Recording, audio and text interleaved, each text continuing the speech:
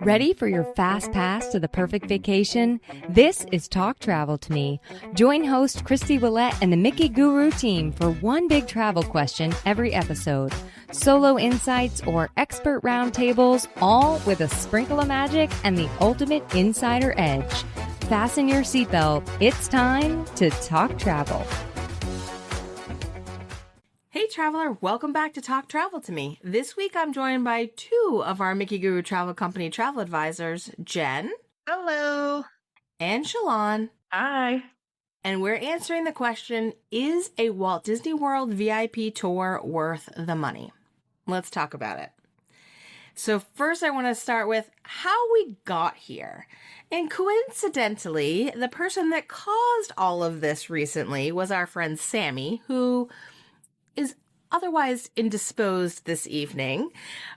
She wanted to do a VIP tour for her daughter's 6th birthday. And like a good guru, realized that the number one way to do that and share the cost would be to trick other gurus into joining the experience. So before we knew it, there was a post in our Guru HQ and we were off to the races. So we did our VIP tour on June 24th, and there were, and at the end of the day, 9 of us, because Jess unfortunately couldn't come at the last minute, but 9 of us, 8 adults and a 6-year-old. Well, actually, I count your kids as adults because they kind of are, Jen. But teenagers. Yeah.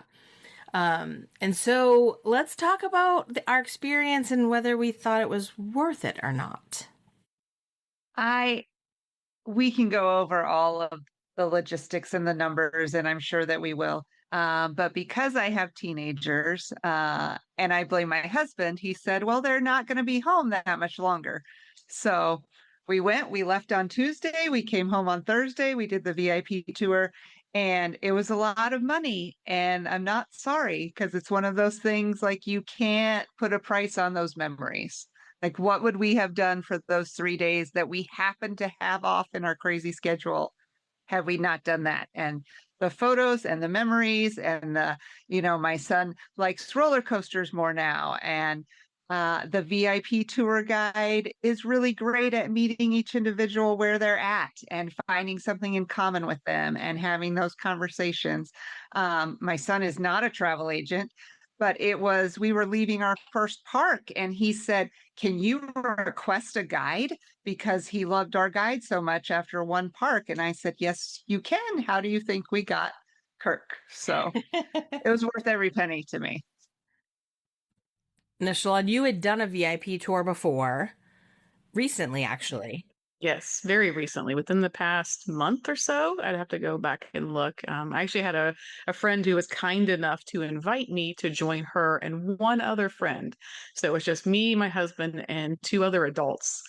And doing a VIP tour that way versus how we just did it with 9 people and hitting 4 parks. On our first one, we just did Magic Kingdom and it was very leisurely. And again, like Jen said, though, the memories that you get out of that are definitely like a one-of-a-kind experience that not everybody's going to get. And especially if you're a Disney fan, I think it is worth it to do it at least once and maybe multiple times, depending on the group of people you're traveling with, whether it's family or friends. But I think I would say it depends, right?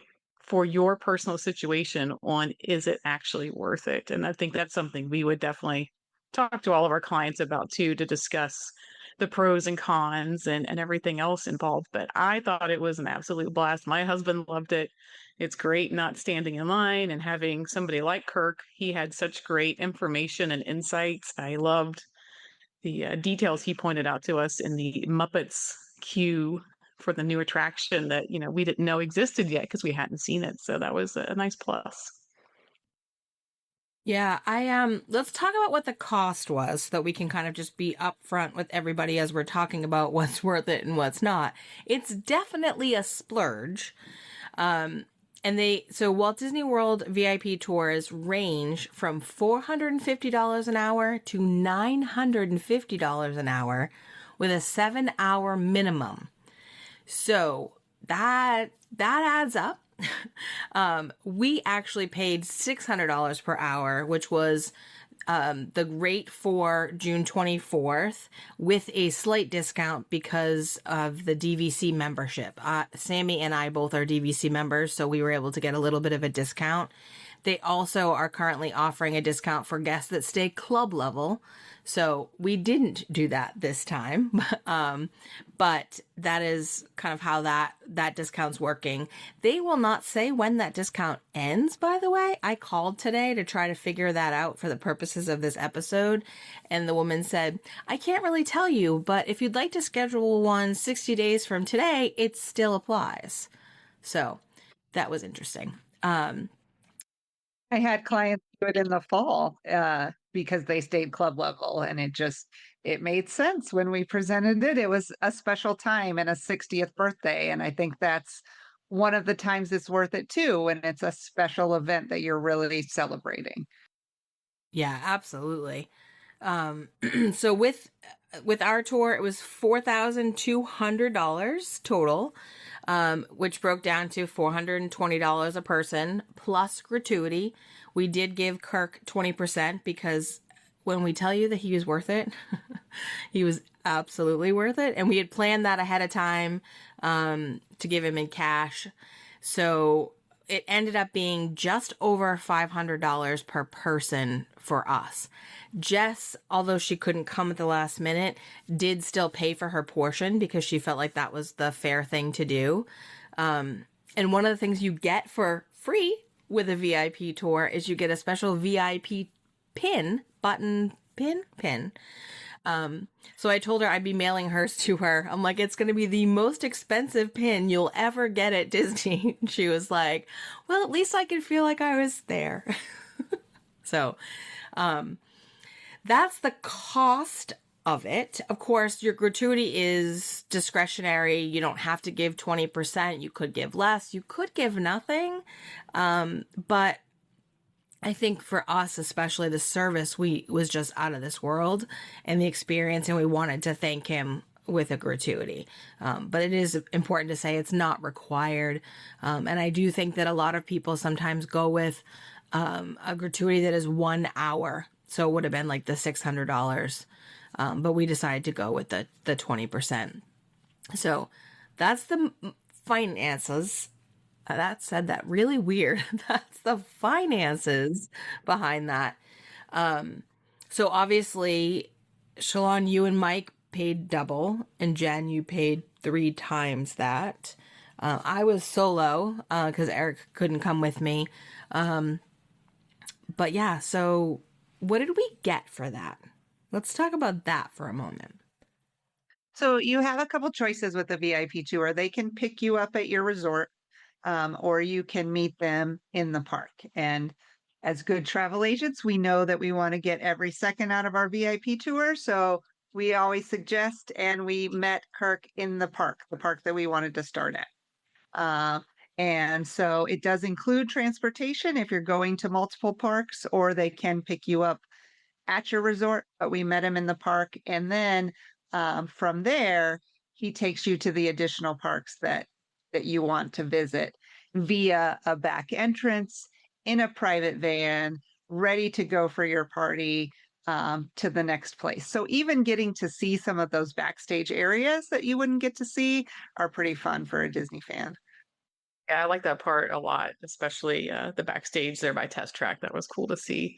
And I did like too, when you talk about the transportation, when you're going in between parks, as long as it's not your last park of the day, you can store your goods, your belongings in there. So that was nice to have that option. The other thing that we got, and it's not always guaranteed, but it's pretty regular, is you do typically get waters and some type of snack throughout the day. Like a meal is not included, but some types of snacks are as part of that. I know I've talked to other people, and if you really tell your guide, hey, I really want to try XYZ, they will try to make that happen. We didn't really give any kind of guidance of what we wanted, so it was kind of up to his discretion of what he wanted to do. Once we got to Magic Kingdom, we were offered the option of some different types of ice cream, like Mickey bars or the fruit bars or pretzels, which was really nice, and some water. When I did my first tour, back in Magic Kingdom, because we were just there for that one day, we got waters again, but we also had Starbucks, which was nice. So he took our Starbucks order, the guide I had, and they had that waiting for us towards the end because we ended our day watching the parade. And then while we were watching the parade, we actually had snacks of like popcorn and again, some other like ice cream bars and things. So it can vary depending on the type of tour you're doing, but it is nice to have a little bit of snacks throughout the day there. Yeah, I would say that's one thing that kind of I learned and took away from this experience is that maybe because there were so many of us, or maybe because of how the day was going, we didn't get water for a long time. And it was kind of warm. But as soon as I asked him for water, he kicked into gear for that. So I think that like we probably could have gotten water earlier in the game. And I was super excited that it was smart water, at least at the first stop, because that costs more money. So helping it be worth it more. And I like that better than the Dasani too. But one thing I thought was really funny and just so Disney, so Kirk, because this was the third or fourth time I'd been with him on a tour. We were talking about how there were 9 of us and all these bottles of water, but how are we going to put them down and go on the rides and know whose was whose? And he whipped out a Sharpie marker. Like he had it like right in his pocket, ready to go. And I was like, wow. Not his first time, right? Yeah, exactly. Not his first rodeo whatsoever. Mm-hmm. And then, he did offer us, he said he would give us ice cream and pretzels. And the funny thing is, though, I don't know who mentioned the cream cheese pretzels, but was it you? It was me, but it was more of like, I was asking for the cheese sauce, the really crappy plastic cheese sauce. I was like, are we getting that too? And he's like, oh yeah. He's like, oh, I thought you meant the cream cheese. I'm like, no, that's perfect too. Cause they were delightful. Yeah.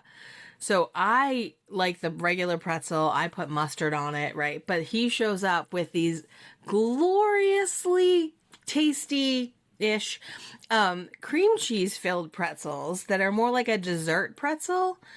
And they were okay, but I was kind of sad but didn't say anything because he literally was like, if you want the other ones, let me know. I'll go. So like he was willing to do it for sure.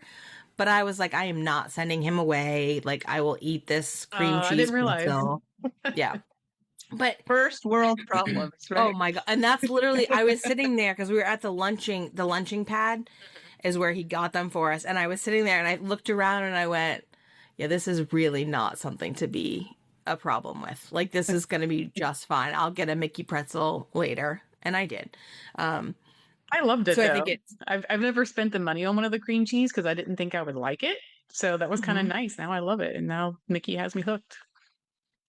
Well, and it was a better value. And it was a better value. Keeping track of that. There was only Dasani at that stop, but that's fine. But yeah, I think that knowing that that's the case, that it's different every time, and you can ask. I'm sure if we had said something about wanting Starbucks, we probably would have gotten that. But we kind of let him steer that ship and it worked out. I wonder if it works for like the cheeseburger spring rolls or something kind of more special, if they can get those, or if it's really more just the standard snacks. Future research. We'll have to ask next time we go. Like, oh, could we get that instead? So the tour is entirely customizable. So we let a 6-year-old decide what we were doing. And it just so happened we knew what we were getting into before we ever landed. Well, actually, Shalon lives in Florida. So before we ever even got to the park, we knew what the plan was. And Olivia did a fabulous job making sure that it was all the attractions we would want to do. And in the end of the day, I don't remember exactly how many we did. Do you guys remember? But we did a lot. Anna counted 16, I think, including the couple we did at Animal Kingdom on our own. Okay. Yeah, because we started our day at Animal Kingdom while Shalon and Mike worked. And we didn't have a VIP tour or lightning lanes or anything, but we got up early. We were there for rope drop and we did a bunch. And then Sammy and her family kept going, but Jen and her family and I went back for naps and like some AC and unfortunately got caught in a rainstorm. But it was a good way to start the day. And then we went and did Oh my gosh. We did everything I think we wanted to except for Soarin', right? Slinky Dog, because the thunder and lightning was nearby. Yes. And then you added Mickey and Minnie's Runaway Railway We just in did that place of again. that, right? Well, Yeah. Jen and I were desperately trying to get to Hollywood We were Studios. standing close to it, so like, let's just get on Mickey and Minnie's while you guys were still en route, and because the clock was ticking, so we're like, let's just go, and we knew by the time and it worked out. You guys walked up right perfectly, so Yeah, because the tour lasts 7 hours minimum. You can do up to 10 hours, but we weren't going to do an extra $1,800 worth to do that. So we kind of stuck with that 7 hour number. But they do drop you off if you want as part of your tour in a special viewing area to see the fireworks at the end of the night. Yeah. And they recommend, about 30 minutes before. And, we had a lovely view in a grassy area, and then he left. So we really got the full 7 hours riding rides and all of those things. It was no standing around waiting, anything like that. Yeah. Did you guys hear him say, I think he was talking to a couple of us at least, that one of the best ways to get the most rides was to do it in the morning because you have the lower crowds?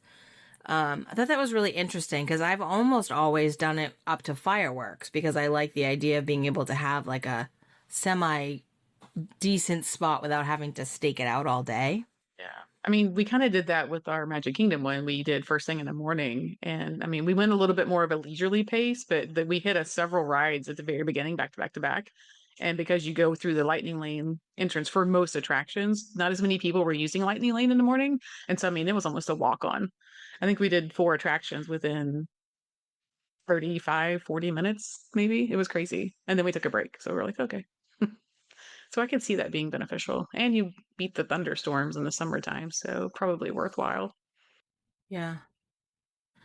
And that's something that's included too, is depending on the ride, some rides you go in the lightning lane with your VIP guide, but some rides there's a separate entrance that you don't have to wait at all. And you just walk right up and you get on and you ride. And it is amazing. Mm. I remember the one we did years ago over because we did Pandora Flight of Passage or Avatar Flight of Passage on that trip, and he brought us in a back door, so we like right up by the front. So we were in a very short line, but nothing major at all. So that one was a huge win. That was one thing that I found with the Disney tours that I don't love as much as the Universal, and I'm gonna do an episode about that at a different time. Because I don't like comparing the two of them because it is apples and oranges. But the Lightning Lane use, you still do stand in line. And depending on what the day looks like we wanted to do Mine Train. And because it had been down several times throughout the day due to weather, the line was so backed up that he looked at us and said, there's no point to this. And we kind of kept moving. And I think that used up a lot of our time during the day was that we were in line for these things. Like we waited for Big Thunder probably at least 20 minutes, maybe even longer than that. Guardians was a long wait. Yeah.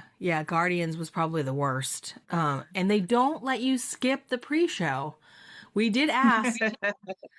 Because, if you know, right? Like, it's great a few times, but if you've been doing it enough, you don't really need the pre-show every time. And he said, no, the Imagineers really want you to experience it. I was like, Kirk, I have.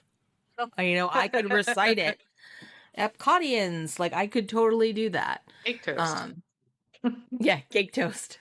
It was kind of cool though because some of the people in our group had never done it. Like I was talking to Jen's kids about it and I said cake toast and her son Eric was like, "What? What are you talking about?" And I was like, "Cake toast." And he was like just staring at me. And then we had a great conversation. So the time in line is not necessarily always wasted because you are with your people and talking to the guide. Like he stays right with you until you board. So you do still get some of that interaction or whatever, but it is important to know that you're in that line. And I will say, if you're doing a VIP tour, my favorite time to do one is actually bumping up against either the Halloween party or the Christmas party. because nobody uses the lightning lanes during the parties. So I did that one a few years back. Now, it was also a night that it got almost completely rained out. So we ended up, it was a crazy evening, but we ended up at a bar, like at a lounge. I should say a lounge because it's Disney, it's not a bar, with our guide, who drank only water and iced tea while the rest of us were having some beverages, and just to hide from the rain. But that was a great use of that time frame because we did the other parks, ended at Magic Kingdom, and got to experience the breeze, kind of like what you're talking about in the morning, but like nobody's there. So, hey, I'm going to pause us right here for just a second because I want to ask you for a favor. If you've been hanging out with me on Talk Travel to Me and you're getting something out of it, would you take 2 minutes and leave me a review on Apple Podcast or Spotify?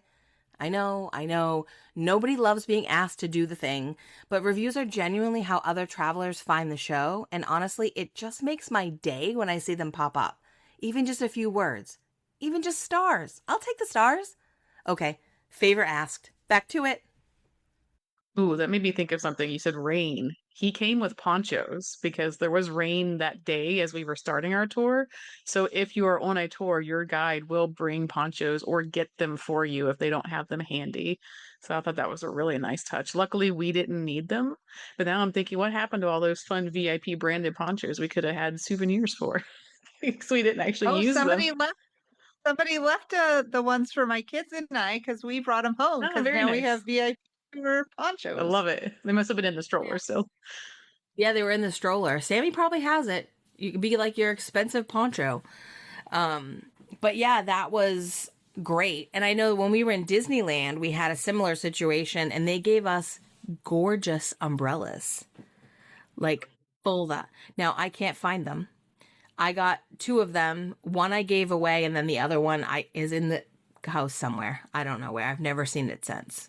So, but yeah, that they give you those little perks. And I had never seen a poncho with the VIP logo all over the back. So that was really cool. I was surprised by that. So we also got the opportunity to go shopping, which I thought was great. And then when I mentioned it to my husband, he said, so wait, you had to use some of your 7 hours that you paid $600 an hour for to shop and buy stuff. And I went, yeah, huh. I didn't see the problem with that. Way too much money. It is. Yeah. It's a very small shop. It is VIP tour branded plaid merchandise that you can only purchase while you are on a VIP tour. So we did have to stop and look. I was gonna say it's interesting that because we stopped at the one in Hollywood Studios, which was in the gift shop of Tower of Terror after you exit the ride, and that one was a lot different than the one in Magic Kingdom. Magic Kingdom was actually a little closet that had a door on it that you walked into, and it's at the exit of the Mickey meet and greet up front. And so I was kind of surprised to see the Tower one was just kind of a open area there. They had like that desk and the items were just kind of displayed to see. So I thought that was interesting to see how different the two were. Did they have the same stuff in them or were they? Yeah, it was all the same stuff. I mean, the only thing they didn't have obviously was the ears because those are being redesigned and I'm very happy I bought a pair the last tour because they don't have them right now. So those are definitely collector's items. And I think maybe the necklace was already sold out too. I think it was one of the designers that does a lot of Disney necklaces. I don't think they had that there during our tour, but everything else was the same. I don't know if you paid attention to how much we paid for things because I didn't even ask.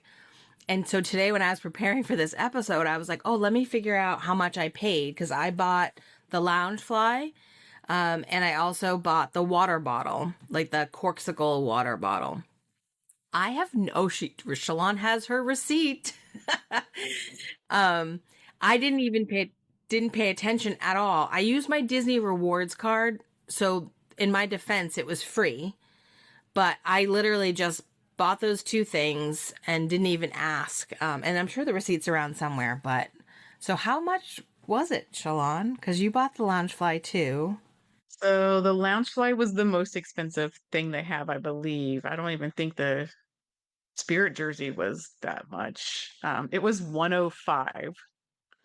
Most lounge flies are usually what, $70, $80. Only like really rare ones like this would be more expensive, but it is rare, right? Because you can only buy it on the tour. And I've already used mine several times, so I'm making it worthwhile, the purchase. The windbreaker was 120 because Was it Eric was 120? looking at that. Yeah. Okay. What was And 120? Hannah was looking at the Loungefly, though there was a windbreaker, like a jacket. So, and I told them both that I bought a VIP tour, but they could buy merchandise if they would like. Yeah, it's definitely expensive. My husband got the polo. It was $95, but it is very good quality. So hopefully it'll last for many years. And then I also looked at the corksicles because I didn't buy them last time and had immediate regret when I got home after saying, I don't need another water bottle. I don't need another coffee cup. So I made sure to get them this time because it might be a long time before I do another tour. And they were like $55. So if purchasing stuff is important to you on the VIP tours, make sure you're budgeting for that and going in knowing it's going to be expensive, but they're one of a kind, unique type items that you can only get on these tours. I wanted the Spirit jersey so bad because I love a Spirit jersey. But I think what ended up happening was was so hot that I was literally like, the last thing I want is a Spirit jersey, a black Spirit jersey. So I think that saved me. But I do think I want to go back and do another one at some point in the winter time, like Christmas time again. And I think I would be a sucker for that Spirit jersey if it was just a little bit cooler outside. I do know that Sammy's husband is traveling this week, and she also got him the polo and said that he needed to wear that at every work event he possibly could, as a little bit of marketing. And apparently it's going well. That was what he said to her yesterday. He's traveling, but I was like, that's genius to be like, go wear it amongst people that'll ask questions. I had my bag at the airport and I walked up to the gate and this woman was sitting there and she looked at me and she goes, "Ooh, bougie girl." And I just kind of laughed. I said, "How did you know?" And she was like, "Oh." So I sat down and talked to her a little bit about it. And I basically said to her, I'm like, it's much easier when you have 9 friends to split it. It's not like I did it by myself or even just my family. So was there anything about the experience that didn't live up to the hype that you wish had been different, or anything other than the cream cheese pretzels that I already mentioned for myself? And the rain, I feel like, things that are not controllable, but everything that was controllable was pretty great. Yeah, I think it went really well. I know towards the end of the night, our speed, our pace did pick up. I know when we first talked to Kirk, we kind of told him, he's like, what are you guys looking to do? And like, we are here to hit all the rides. I don't think he realized we were serious, that we were, we are extreme park goers. And so maybe if I had to redo it over, I would drive it home a little bit more at the beginning because we could have got in an extra ride. I feel like, I think we could have maybe got 2. Honestly, if we were like really on it. So if that's something you really want to do with your tour, is really hit attractions and literally just stop for chugging a water, going to the bathroom and shoving a snack in your face, make sure you tell your guide up front and reiterate it if it's really important. Maybe say, I have this major goal and we're willing to hustle to get through it, because we did towards the end of the night. We were quite hustling to get those last couple attractions in. Yeah, and I will say that I gave them the list, Olivia's list, when I booked the tour. And I was a little surprised that he didn't have that information, because my previous tours, even the ones with him, he knew exactly what we were going for. And one of the tours we did with him years ago, we actually had him for 7 hours and then a second tour guide for the following 7 hours with a big group of us. And that I wouldn't recommend doing again, because if you have Kirk in the morning, no one's living up to the afternoon. And that was our experience. And that is something to point out, that not every guide is the same. They all have their unique personalities. They're, just like regular humans, I guess. But that is why we maintain a list of the great ones. So when we, have a client have a great experience, we definitely keep track of that. But yeah, I was surprised that like he was surprised that we wanted to do as many rides. I do think that having the adults and teenagers and a 6-year-old threw him for a loop, because normally that's going to be a slower pace. But he didn't realize Sammy's daughter has been training for this her entire life, right? This is not a typical thing. So yeah, that was something that definitely kind of popped up. One thing I would recommend doing that I know Jen and I did before, and you may have done something similar with this with the slower tour, is getting more opportunities to talk to your guide. If you're a real Disney fan, one of the tours I did, we actually did a sit down meal and they ate with us and we picked their brains about everything. And it was the coolest dinner ever. Remember they used to have Dine with an Imagineer? You could actually book that. This was kind of like that, but VIP style. And I love that part. I've done all of the rides. So if I were the one planning it, I think I would have gone more in that area versus the just never ending list of things. Certainly would have done the big ones that you'd be waiting in line for a long time for. But I think that the time that I did get to spend with Kirk during that experience was among my favorite moments. Like just chatting with him about Royal Caribbean of all things. Like he's a huge Royal Caribbean fan. He's like, I love Disney, but it's kind of like going to work. And I was like, yeah, I get that. And I thought, like Jen, you mentioned in the beginning, how he managed to connect with everybody on the tour. That takes a very special personality. Like, and I watched him with Olivia and with Eric and Hannah and everybody. And it was like, he really did make it so that everybody felt seen and appreciated and had some time with him. We actually did the sit down lunch when I did my first tour. And we did the same thing. We just kind of talked and picked the brain and talked about Disney stuff. So that was kind of nice, right? Because we were all huge Disney nerds. So talking to another person who loves it just as much was a nice way to just kind of enjoy a little bit of a break and downtime and get some fun facts maybe that you don't know about the park. Because sometimes they have information you don't realize. Yeah, there's so much to the story that goes behind the scenes that you don't realize. I remember Kirk had told us at Animal Kingdom near Everest, if you look at the footprints in the pavement going away from the water, they're heavier because the idea was that the person was carrying a bucket of water, so they would have been heavier footprints going away from the water. Going back, they're lighter because their bucket was empty. And I'm like, are you kidding me? Like, people thought of that? He was like, yeah, it had to be that way. And I was like, wow, okay. Stuff that you'd never know unless someone pointed it out. Now I need to go to Animal Kingdom and look because I had no idea. That's awesome. If I had a better memory, actually, you have a great memory for things. So like you hearing all those facts would be great because you'd have them forever. He gave us a bunch of them and that's probably the only one I can still remember now. Like it's just, but that one, every time I walk by that spot, I look at the footprints. I'm like, he was right still. That's awesome. So one thing I definitely wanted to point out, because we just said that we spent $4,200 plus tip. So it ended up being about $504 a person. Let's talk about the Lightning Lane Premier Pass. Because when I did the math on that one, I went, okay, I know it's worth it now because of that. So one of the things that you can purchase as a Disney Resort guest, regardless of if you are interested in a VIP tour or whatever resort you're staying at, is the Disney Premier Pass, which is different than your Lightning Lane Multi-Pass and your Lightning Lane Single Pass, in that the Premier Pass allows you to go and use the Lightning Lane for every single attraction that offers it in a single park.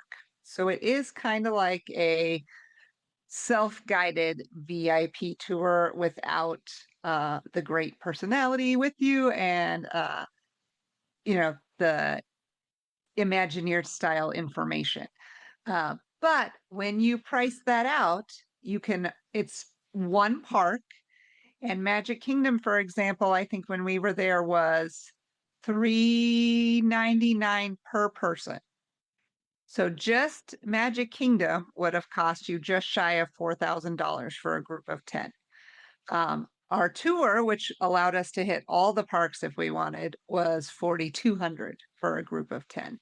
So if you're interested in Premier Pass, definitely it's worth doing the math for a VIP tour. The other parks are less expensive, but it's still, you're talking about thousands of dollars for your group potentially. Yeah, like for Hollywood Studios, which is the other place that we did a lot of rides, it was $329 a person.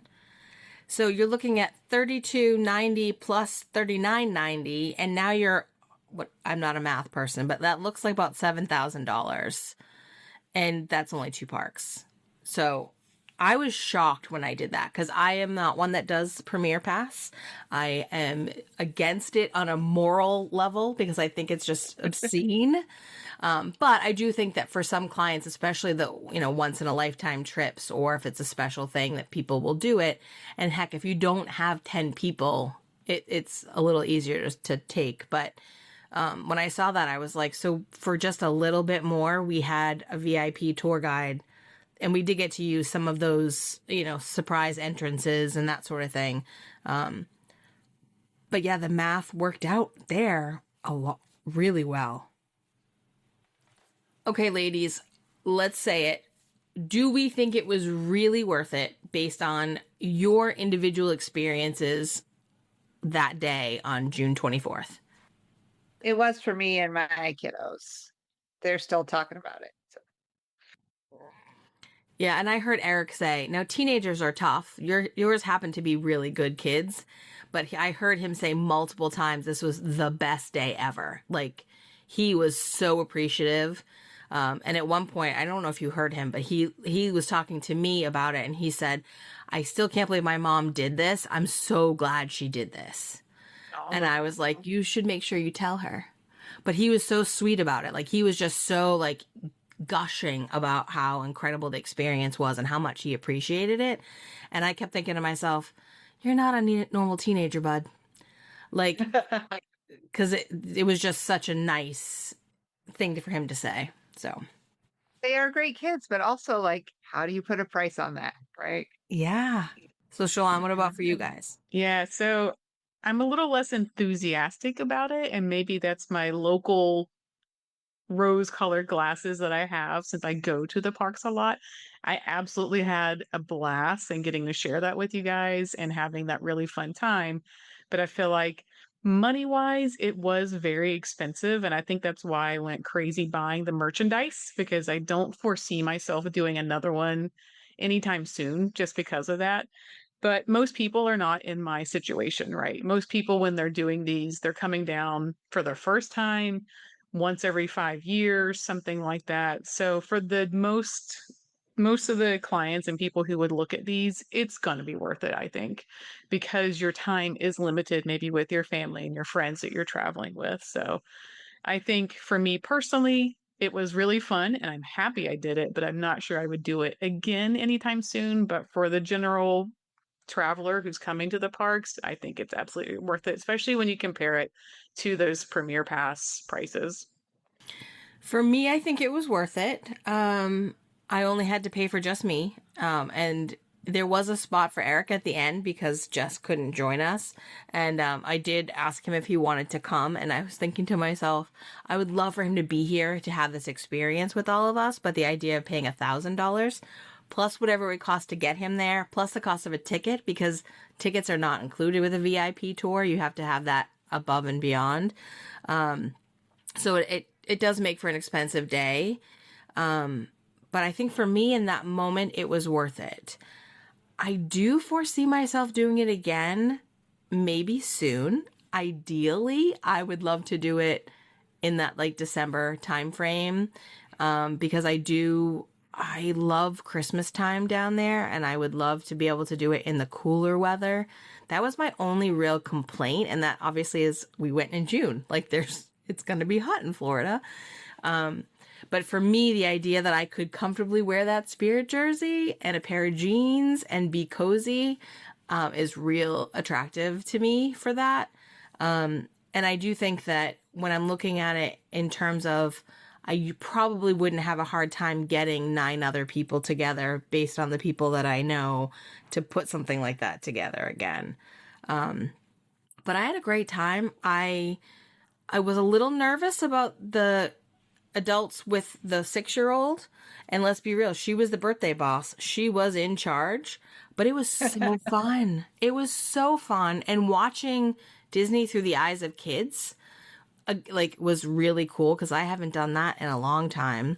And like I said, Jen's kids I've known for a long time, and they're both fantastic. So just getting to have that experience was super fun.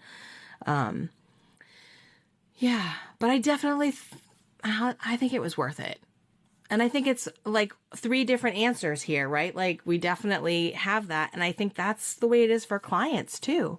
And for anybody that's listening, it's like, you've got to think about your own budget, your own, what your experience is. And your tour might be completely different than the one that we did. There's so many variables, but if I just think about the fact that it's only money and I can't take it with me, and that's what credit cards are for. I'm just kidding. I'm not saying go to debt for tours. I'm not saying that. But to me, it felt like it was worth it. And we'll never know what Sammy thinks because she's not here with us tonight. So maybe she'll weigh in on social media and let us know. But I'm pretty sure she was happy with the experience too. I think so. Well, the birthday boss was pretty happy. Yeah. So Yeah. I actually, who knows what the 7th birthday will be, though? Goodness. well, and I said that to her a couple times, and then I saw them yesterday, and I said to Liv, so where are we going on your 7th birthday? And she goes, I haven't decided yet. I was like, well, make sure you invite me again. Thank you. It was really funny. All right. That is one more question unpacked. And next week, we're going to be answering the question, is a surprise trip a good idea or a disaster waiting to happen? I think you're really going to enjoy that episode, so make sure you're subscribed so you don't miss it. See you real soon, traveler. Thanks for listening to Talk Travel to Me. We hope this episode cracked open inspiration for the treasures that await you at your next dream destination. If you love the show, please review, subscribe, and share it with a friend. At Mickey Guru Travel Company, we're your trusted guides for theme parks, cruises, resorts, and more. Visit our website at mickey guru.com to learn more and book your vacation today.